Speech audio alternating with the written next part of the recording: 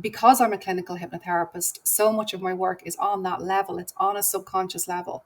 So essentially, when you are up to the age of 7, you're in the theta brainwave state, which is where you're much more malleable. Your whole brain is actually being formed. And in order to access that state, hypnotherapy is very, very powerful for that, because we're going into a place of relaxation, but there's still an alertness. And it's when you then can sort of start to lovely implant very positive suggestions that you can start to make change for people. And that's, I suppose, where a lot of my clients have really transformed. But just to be very clear, it's not a magic wand. And it is the people who, it's not a coincidence. It's the people who consistently listen to the audios and change on a conscious level. So it's the marriage between the subconscious and the conscious mind. It's the awareness and the subconscious meeting together. And that's where I really feel we get into a very strong place for positive transformation. Fiona Brennan, it is a pleasure to welcome you to the Inner Entrepreneur podcast. Thank you, Paul. Fiona, I first came across you speaking at the Entrepreneurs Organization Health Summit. And you spoke about this wonderful book, which I shall put up here, Sleep Well, and recommend to everybody.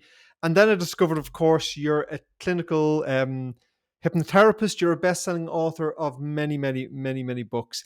So do you want to take us back to the beginning and what led you down the road of writing The Positive Habit, which I think was probably your first book, and has led you down the road to writing Sleep Well? Where did this begin for you, and what took you on this journey? Thanks, Paul. Yeah. So essentially, my first book was born in 2019, and it came from, I suppose you could say, a demand, if you like, because at that point already my clinic was completely booked out. I had launched an online course that had gone out across the world and helped thousands of people. And I suppose it was like, it was yourself, Paul, when things just go in line, when everything starts, the universe is flowing with you, right? And I remember it must have been the December before the new year, and I said, I'm going to write a book next year. And a friend said, oh wow, my God, that sounds amazing, and have you got a publisher? And I said, no. I said, I'll get one though. And I was very clear that this was going to happen. And it did. And it came from a sense of, when you see people transform, when you have that sort of honor, privilege, if you like, to work with people one-to-one, group, online, through this, my first online course. And I was able to see that something I was doing was working and was helping people. So essentially, the whole motivation is to reach more people. And a book is a brilliant way to do that. It's a really affordable, accessible way. And I wrote the book in a way, and in fact I do that with all of my content as much as I can, is that I'm there as your, it's the next best thing to being in a room with me. So I'm writing to you. I started off like, imagine we're sitting together, you've come to see me, you're feeling nervous, you're wondering if you can trust me, all of the nature of the relationship between the client and the therapist. So the book, to be honest, I've written 3 books, and my first book is my most successful. Right? Positive Habit. The Positive Habit is the one that people always tell me that is their favorite. And I have people who are very loyal to me and I've read all 3, but that book, for whatever reason, I suppose a first book can be like that for many people, is the one that has resonated most and continues to sell, today, in all, across Ireland and the world, which I'm really, really delighted with. And what essentially, when you talk about the benefit of people in therapy and passing into a book, what was essentially the message you were trying to communicate to people in The Positive Habit, and why was it important to Fiona to communicate that message? Well, I wanted to show that basically, habit is a big part of my work in terms of the science of habit. So I wanted to illustrate that essentially thinking is a habit, okay, and it can be either helpful or not. Our emotions are also habits. Okay, so we can be in a negative habit loop, which is very, very easily that we can fall into that. The negative. So sorry to jump in there. When Yeah, you say our emotions are a habit, do yeah, you mean how we emotionally respond to situations is habitual? yeah, and Okay. subconscious. You know, So it's like so does that mean we can retrain that response? absolutely. Okay. Yes. Yeah, we can. We retrain it essentially through awareness and then repetition. So neuroplastic change within the Yeah. brain. And because I'm a clinical hypnotherapist, so much of my work is on that level. It's on a subconscious level. So essentially, when you are up to the age of 7, you're in the theta brainwave state, which is where you're much more malleable. Your whole brain is actually being formed. And in order to access that state, hypnotherapy is very, very powerful for that because we're going into a place of relaxation, but there's still an alertness. And it's when you then can sort of start to lovely implant very positive suggestions that you can start to make change for people. And that's, I suppose, where a lot of my clients have really transformed. But just to be very clear, it's not a magic wand. And it is the people who, it's not a coincidence. It's the people who consistently listen to the audios and change on a conscious level. So it's the marriage between the subconscious and the conscious mind. It's the awareness and the subconscious meeting together. And that's where I really feel we get into a very strong place for positive transformation. So you're reprogramming them effectively. Can you talk a little bit about what clinical hypnotherapy is? Because um, when we think of hypnotherapy, we think of the stage Yeah. hypnotherapist, which is obviously you're not an entertainer. Oh, hang I'm sure on now. I'll give you I'm sure you're all very my notes entertaining. are coming in. Come on. So, but Yeah. a clinical hypnotherapist, for the lay listener or for me, Yes, of course. what does that mean? What does a clinical hypnotherapist do? Yeah. Well, essentially, you're right in the sense that it can be very stagey when you talk about hypnosis. That's why I Mm. say hypnotherapist as opposed to Yeah, hypnosis, right? yeah, Because just the connotations around it. yes.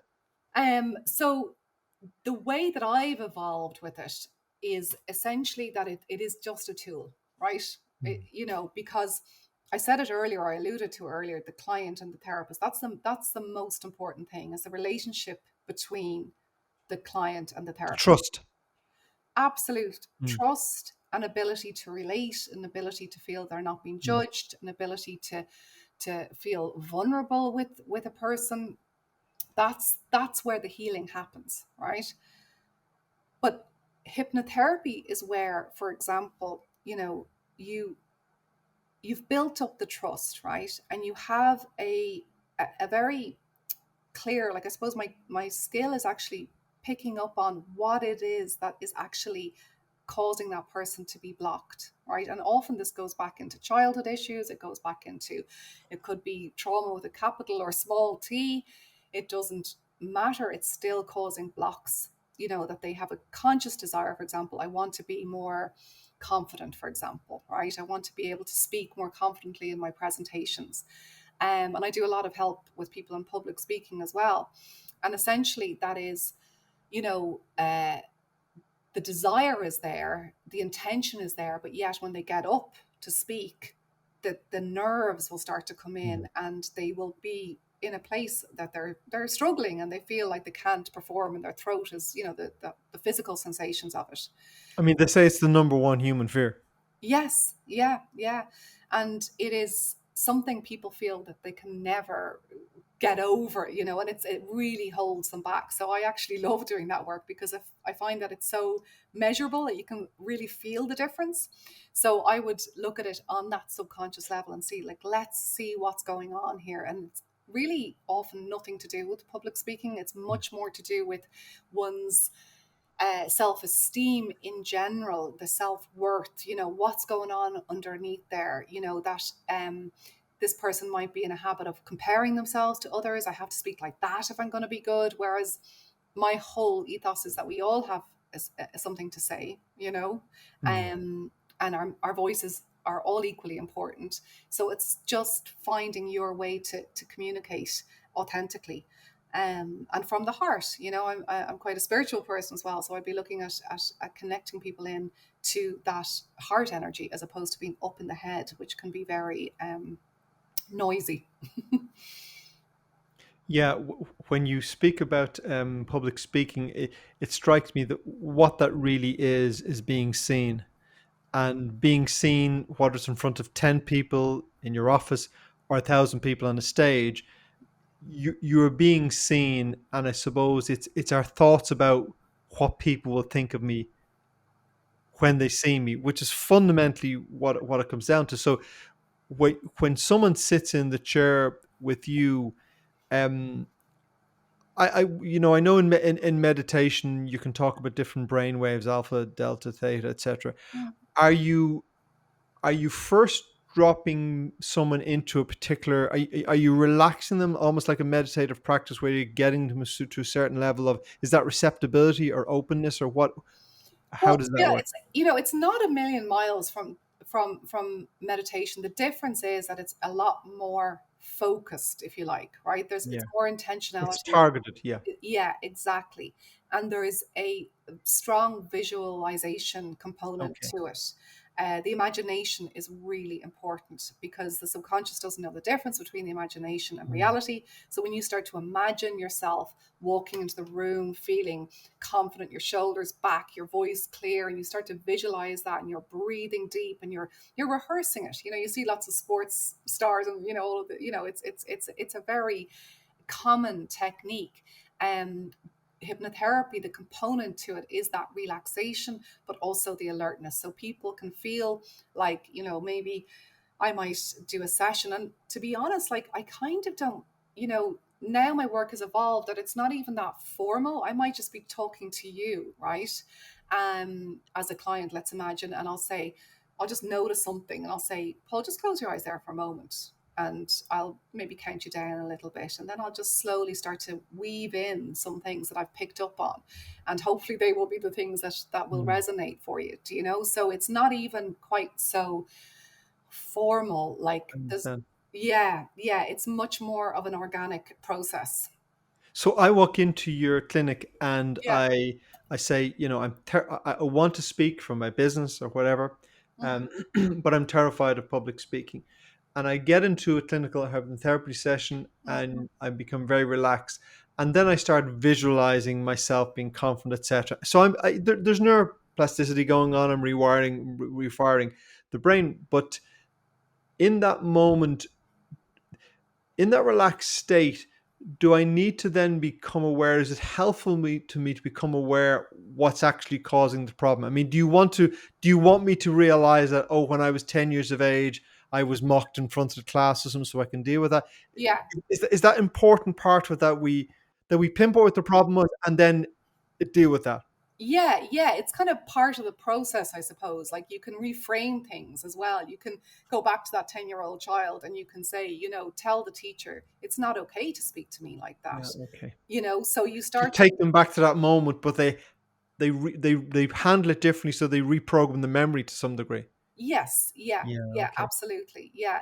And that can be very empowering, but you've got to be careful with that as well. You need to make sure that the person is in a very strong place to do, I would work with someone Mm. quite closely before I went into any kind of childhood memories, because you need to be pretty well resourced to do that effectively.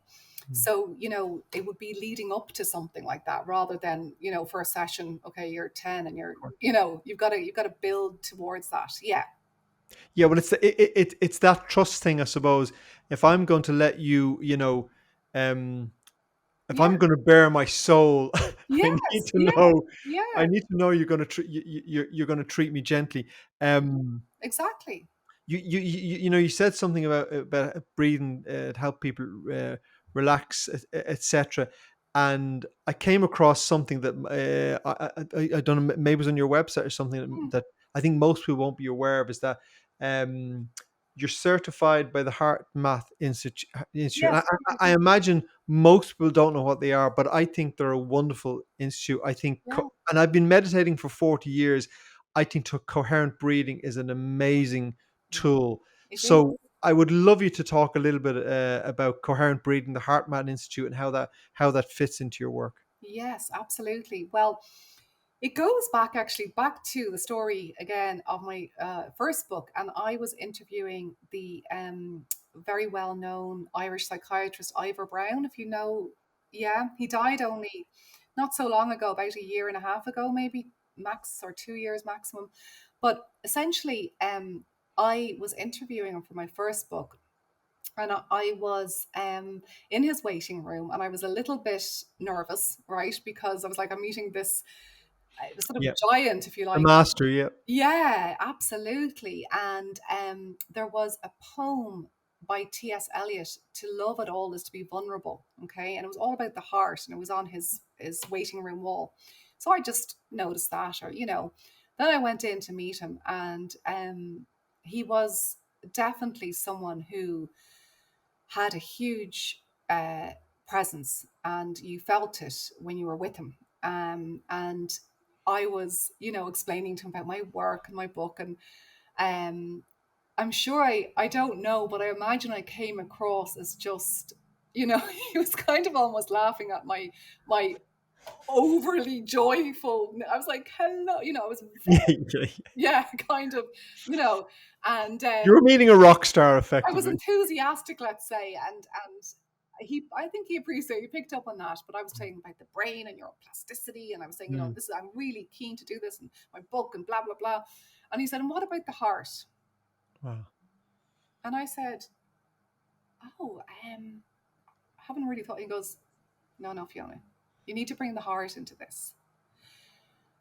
Okay, and I wasn't, it didn't really add up at that point. You just think the Yeah. heart, yeah, but I wasn't aware really what he was talking about. But I went on after that to actually do heartfulness with him. He had a group, or there was a group, a Heartfulness Ireland, and I went along to sessions for that for a good few months, and I actually started to experience what this really meant. And I think that's always so important. And I'm sure you agree, because it's like it's to do with embodying something, feeling it, as opposed to understanding it intellectually.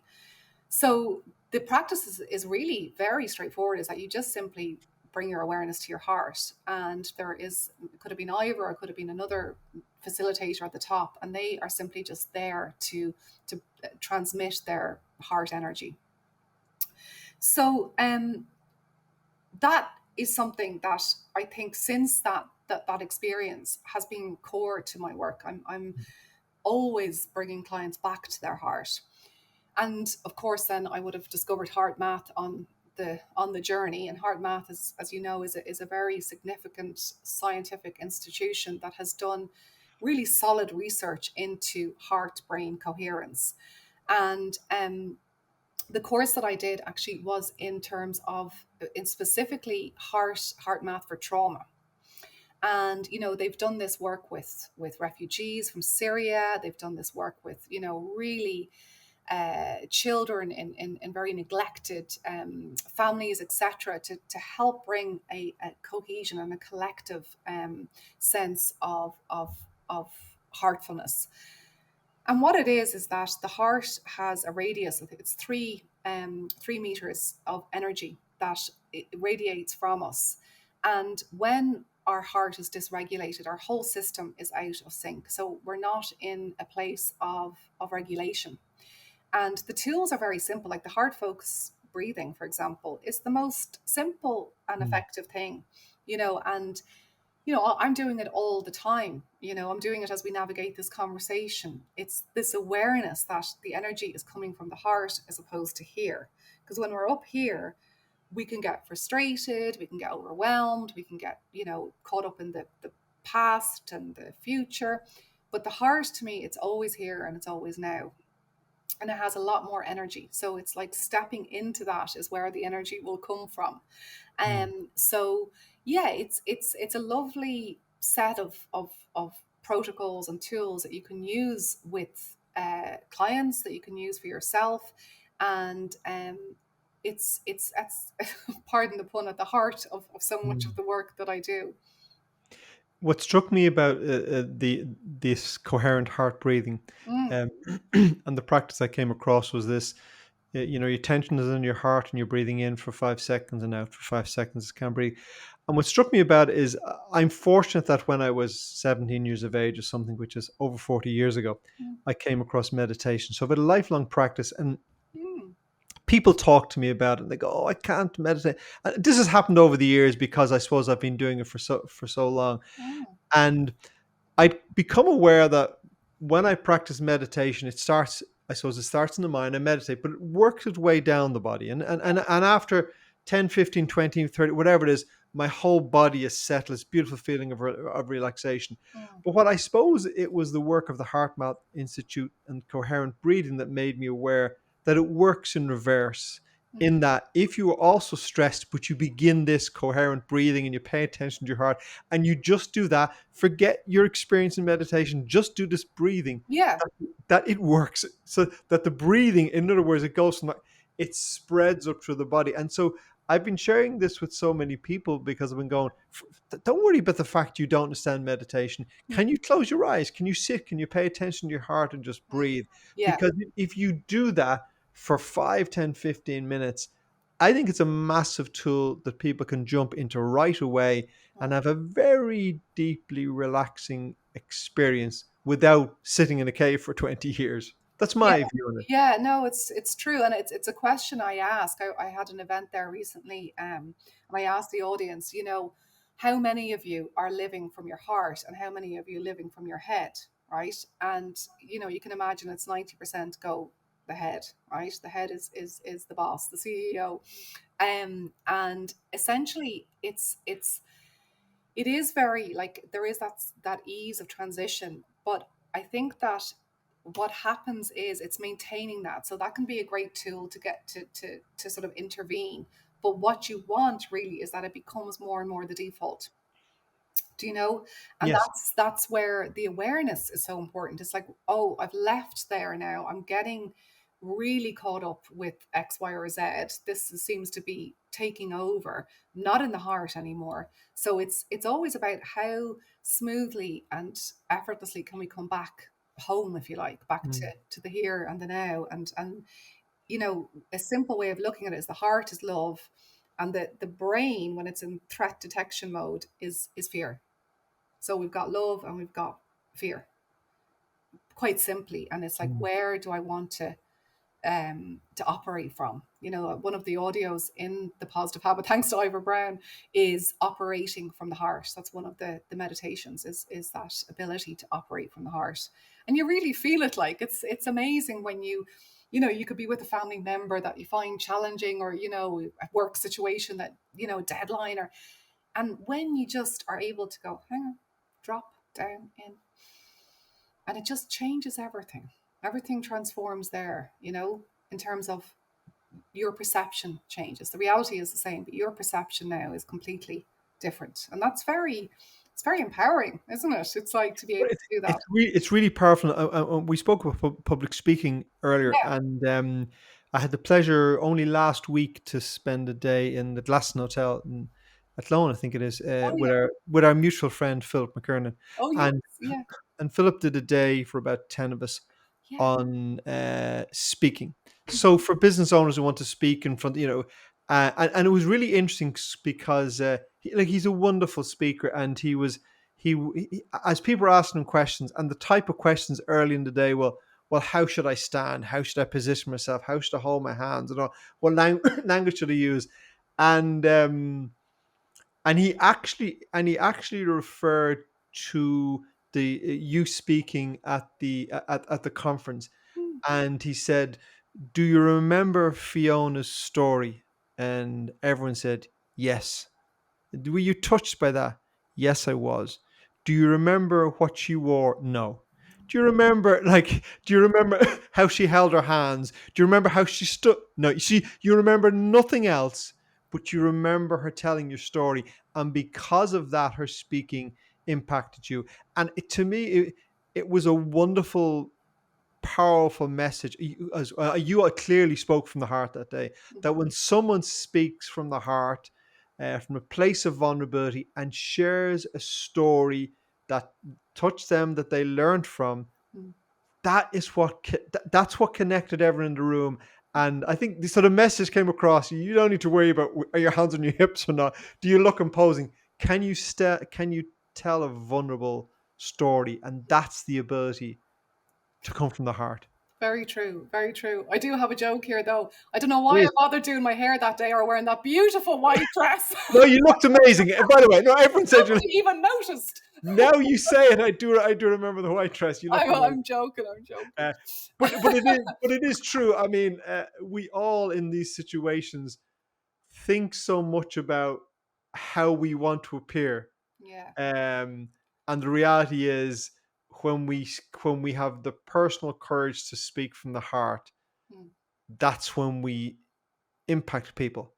Absolutely, yeah, yeah, and that's one of the prime teachings that I give on my public speaking courses is that, the Mm, message. Why are you there? And even when it's a personal story, it can seem like it's all about you. It's not. It's like you've got to find a way that people can see themselves in you. So if you can overcome something, then that will, of course, inspire other people also to say, well, maybe I'm capable of that too.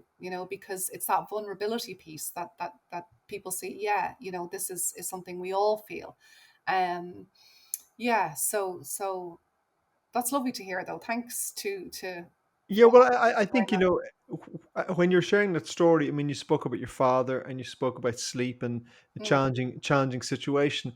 Mm, And the reality of it is, you spoke a truth that we all know, mm, because we all have people we love deeply, and so, we all have parents, and so we can all connect to that story. mm, Um, and that does disturb our sleep. mm, And so that's what's a wonderful story. But I think when you go out into the world, there's so much there's so much living from the head, that when someone stands and speaks to the heart, it immediately connects.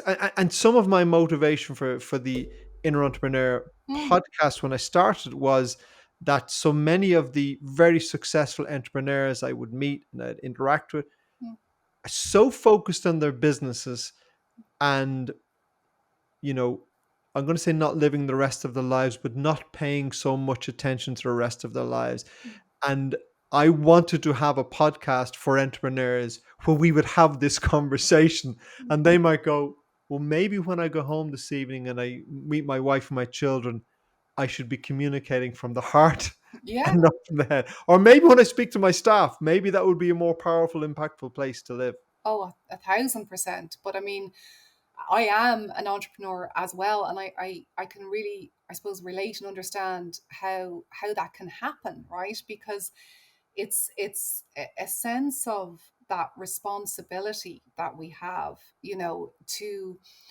to be all, if you like. It's very different. I mean, I think I've always had that spirit. I've always done my own thing, and was never someone who was going to, I just can't imagine working in a company or for anybody else, because it just was never going to, it was just never going to be me. But I do feel that, I have empathy, if you like, for business owners, because I happen to be, my business happens to be this, right? Mm, So I'm very well positioned, right? In other words, when I have a retreat next month in Crete, and we'll be doing meditation, we'll be doing yoga, I'll be doing teaching and therapy, we'll be having silent lunches.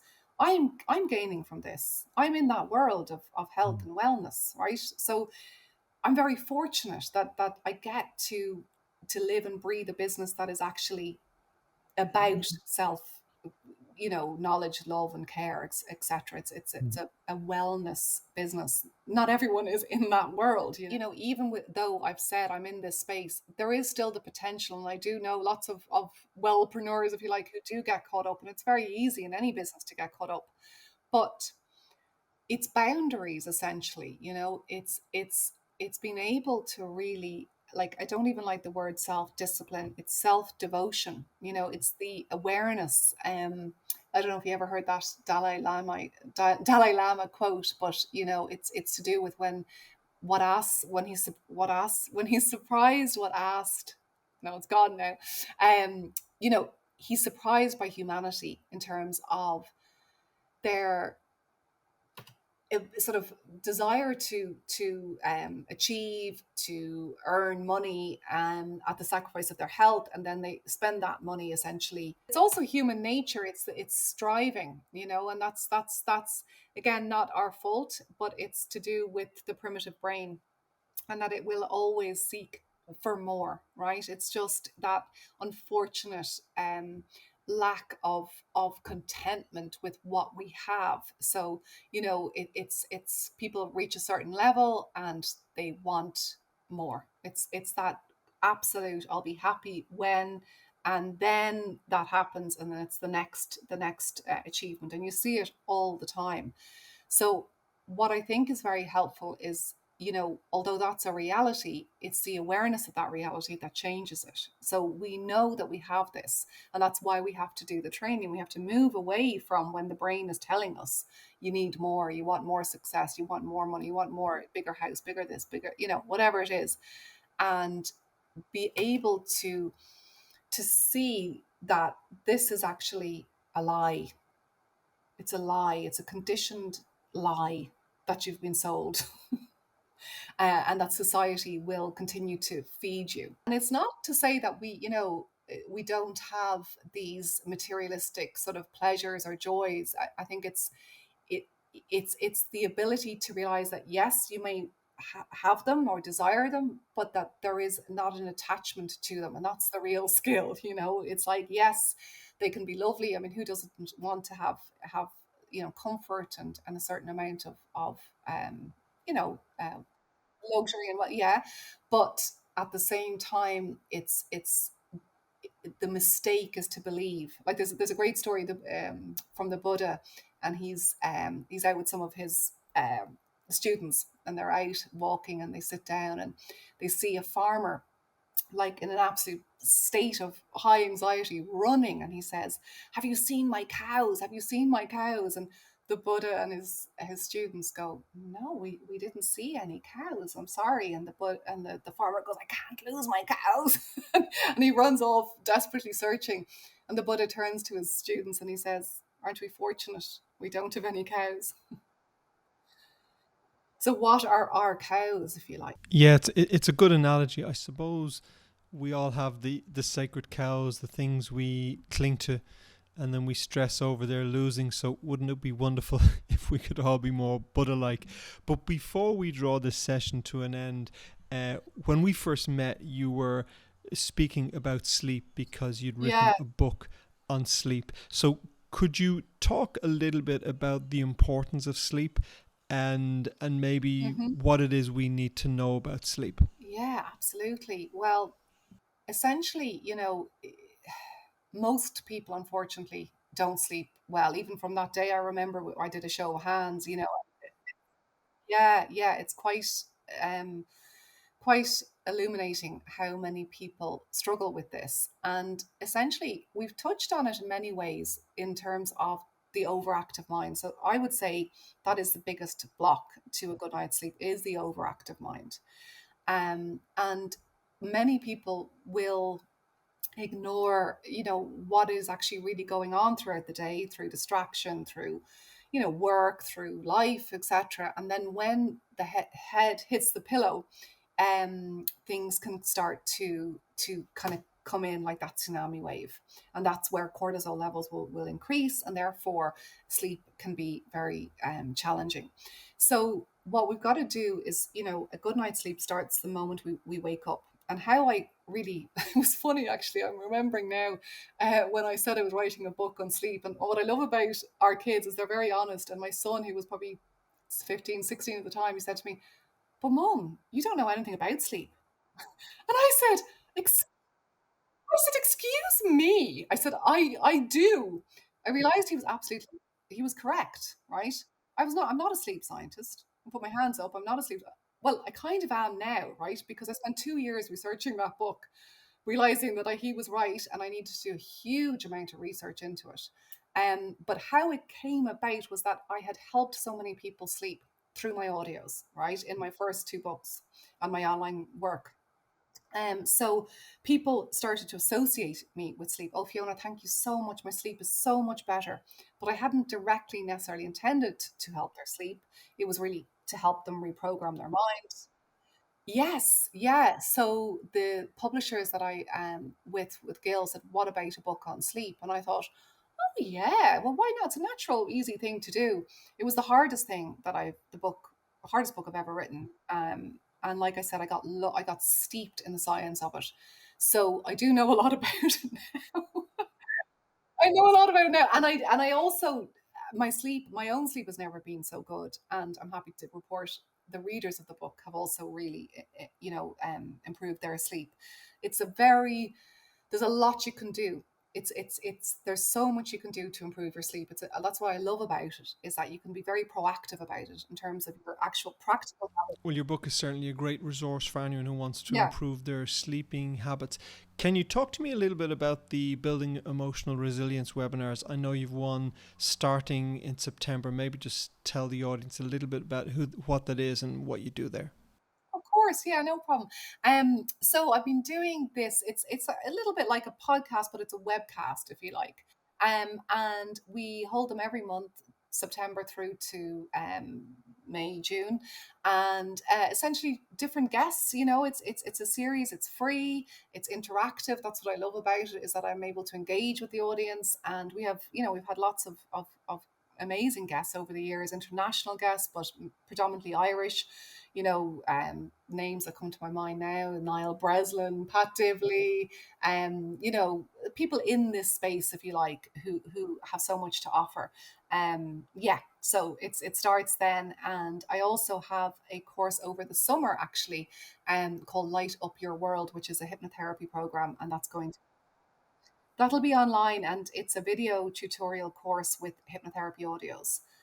So anyone here is welcome to register for it. Sounds good, Fiona. So where can people find you? Thepositivehabit.com, and I'm also active on Instagram. That would be one of the places where I